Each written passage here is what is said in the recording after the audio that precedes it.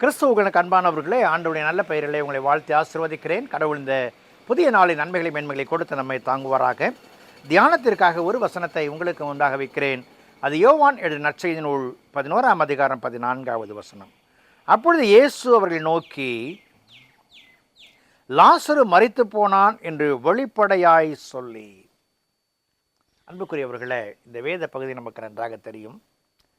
ஆண்டவர் ஒரு இடத்துல இருக்கும் பொழுது மரணத்துக்கு ஏதுவான வியாதியை லாசரு சந்தித்தார் என்று அவருக்கு அறிவிக்கப்படுகிறது.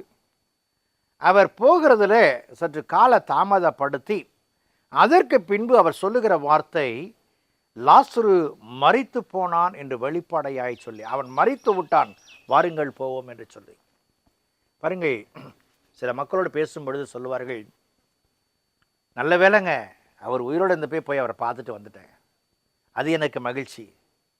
இறந்ததுக்கு பின்னாடி போனேனாக்க நான் என்ன மாலை வாங்கி கொண்டு போட்டு வர போகிறேன், அவ்வளோதானே.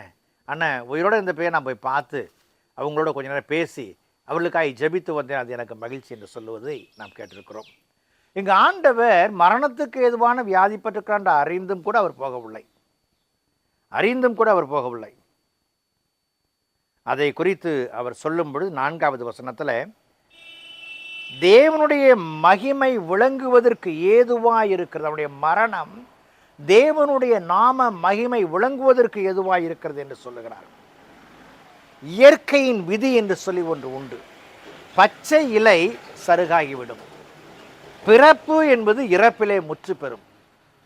இந்த உலகத்தில் எந்த பச்சை இலையும் பச்சை இலையாகவே இருப்பதிலே அது சருகாக மாற வேண்டும். பிறந்தவர்கள் இறக்க வேண்டும். இது இயற்கையின் விதியாய் காணப்படுகிறது.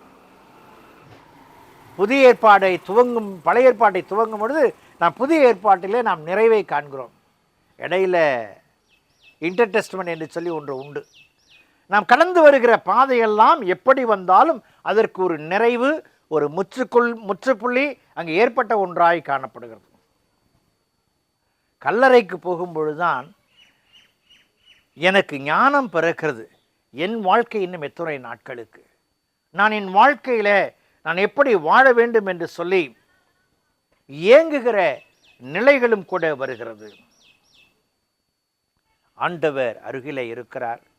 அவர் துன்பங்களை துடைக்கிறார், துயர்களை போக்குகிறார், நம்முடைய பல்வேறு விதமான கட்டுகளை அவர் அவிழ்த்து விடுகிறார். ஒவ்வொரு கல்லறையும் நமக்கு பாடம் கற்பிக்கிறது. இங்கு லாசருடைய கல்லறைக்கு வந்து ஆண்டவர் அந்த மக்களுடைய துன்பத்தை துடைத்து லாசருவை கட்டி வைத்திருந்த கட்டுகளை அவிழ்த்து அவனை வெளியே வா என்று உயிரூட்டுகிறார். இது அடுத்த சகாப்தம். என் தேவன் தருகிற வெற்றி வாழ்க்கையில வரும் பொழுது, இறைவன் நம்மை தொடும் பொழுது நாம் வெற்றியை பெறுகிற மக்களாய் காணப்படுகிறோம். 1929 முதல் 1968 வரை வாழ்ந்த விடுதலை வீரன் மார்ட்டின் லூத்தர் கிங் ஜூனியர், அவருடைய கல்லறையிலே எழுதப்பட்ட வாசகம் இதுதான், இறுதியில் விடுதலை, எல்லாம் வல்ல இறைவனுக்கு நான் இறுதியாக விடுதலை சொல்லுகிறோம் என்று எழுதினான்.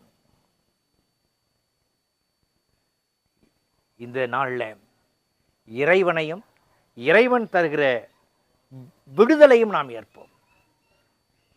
இயற்கையின் விதிகளை ஏற்றுக்கொண்டு வாழும் பொழுது மன உற்சாகத்தோடு அடியெடுத்து வைக்க முடியும். அந்த இயற்கையின் விதிகளை ஏற்கிற மனப்பக்குவத்தை தேவன் கொடுத்து நம்மை தாங்குவாராக. ஜெபம் செய்வோம். கிருபை நிறைந்த நல்ல ஆண்டவரே, இந்த நாளிலும் உமக்கு நன்றி செலுத்துகிறோம். இயற்கை விதிகளை ஏற்ற பிள்ளைகளாக, இயற்கையை மாற்றியமைக்கிற உம்முடைய கரத்திலே எங்களை ஒப்படைக்கிற பிள்ளைகளாக நாங்கள் வாழ கிருபை பாராட்டும். இயேசுவின் ஜெபிக்கிறோம், ஜெபங்கள் பிதாவே, ஆமென்.